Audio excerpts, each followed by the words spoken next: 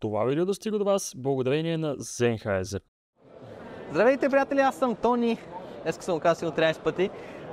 От Music High-End в Германия, в Мюнхен, разбира се. И с мене имам честа да говоря с Ямо. How was the name? Кюнка. Убих името 100%. Съжалявам се, което. Аз и днеските имена не се разбираме. И сме, разбира се, при Sennheiser, един от нашите спонсори за това да сме на MUNICH High-End и направим толкова много интервюта. И с него ще говорим точно за новите продукти, как стават. Вече вие можете да видите също така и нашите ревюта на AG620 и на Centum. Анбоксингите не знам дали са качени. Ако не са качени, ще бъдат качени скоро. И както преди, продължаваме на английски. So first of all, Yamo, thank you very much for the time spent here. We really appreciate your effort. And so, can you tell us a little bit more? I mean, people know Sennheiser, but it's different when you say it. Can you tell us what are the values of Sennheiser and pretty much what Sennheiser stands for? Yeah, of course. So I think at the core, Sennheiser is really about complete focus on excellent sound reproduction. So in everything we do, and it's mostly headphones and a bit of soundbars, it is really that we focus everything on getting the best possible sound out of it.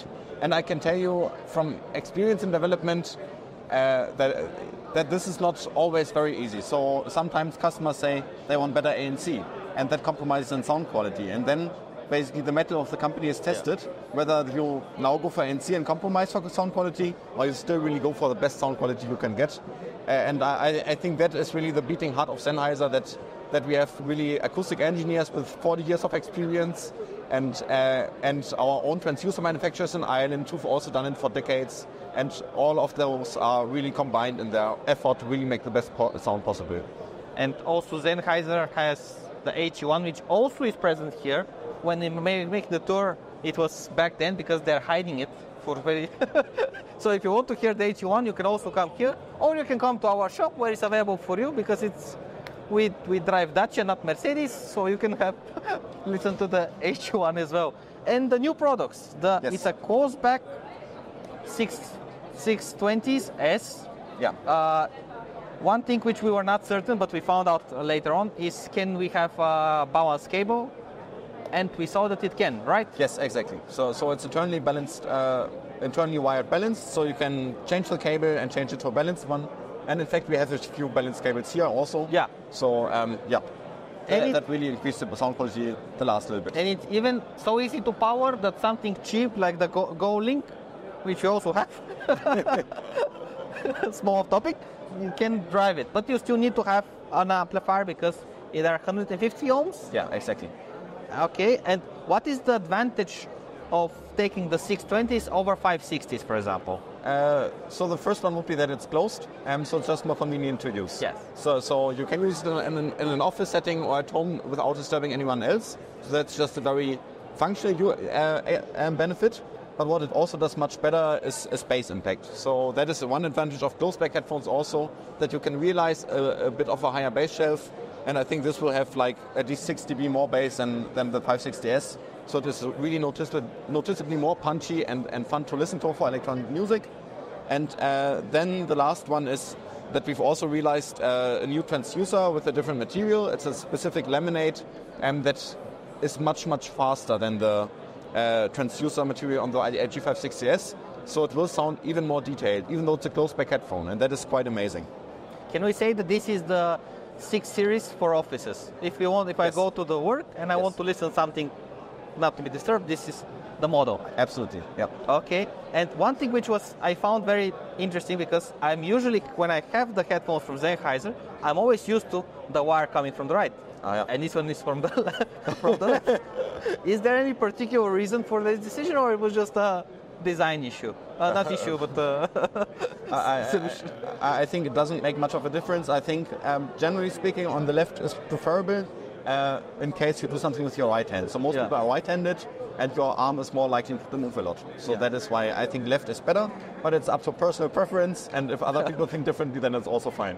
And one thing which I really like about Sennheiser and some of the other brands that we also distribute is fully replaceable earpods. You don't change your car when the tires run out. you just replace the earbuds. Because let's be honest, earbuds die. It's normal. You put it every year, every day. Yeah.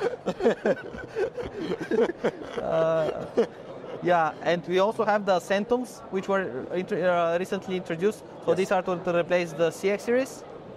Exactly. So that's the successor for our sort of entry-level series, even though the Accentum True Wireless is quite expensive at $199 already.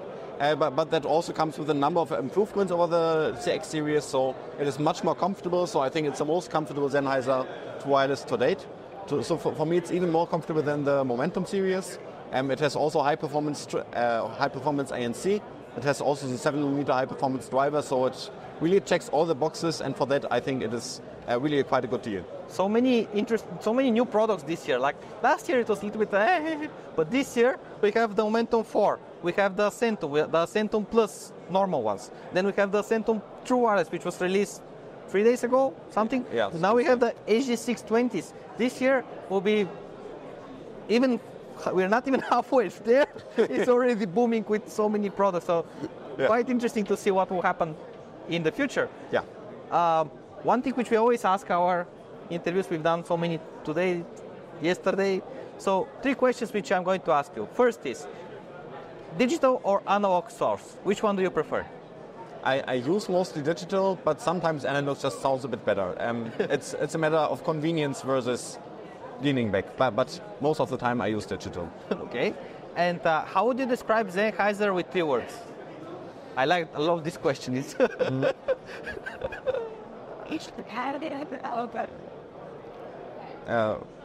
would be passion. Passion?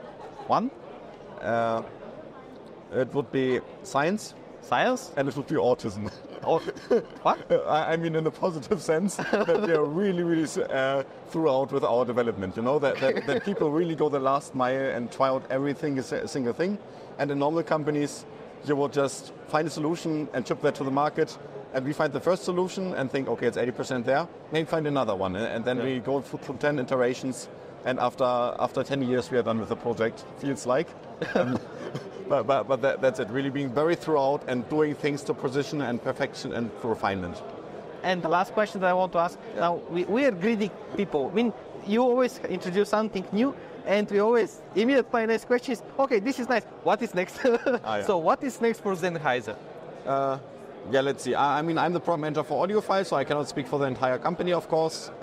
We are, of course, for the entire company speaking, we still want to follow the Momentum series and still increase sound quality and raise it above the level of what the competitors offer.